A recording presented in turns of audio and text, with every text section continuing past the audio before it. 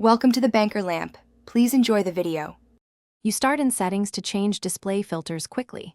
Open Settings, then tap Accessibility. This groups vision controls together so you don't hunt.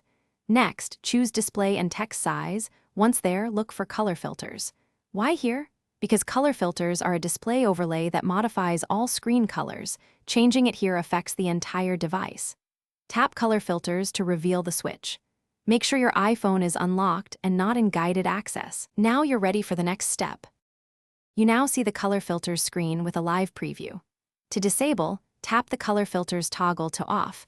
This removes the overlay immediately, restoring standard colors. Once done, the preview area should display normal or default colors. That's your confirmation.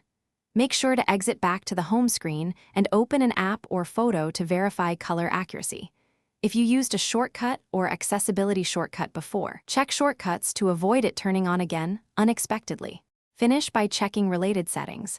Night shift and true tone can also alter color temperature, so toggle them briefly to compare. If colors still look wrong after turning color filters off, restart your iPhone. A reboot clears temporary display state. Make sure software is updated, because bugs sometimes affect display features. If issues persist, reset accessibility settings only. This returns those controls to default without erasing data. One troubleshooting tip. If filters re-enable, check Accessibility shortcut under Settings for accidental triple-click activation. Thanks for watching. If this was helpful, leave a like and consider subscribing. See you next time.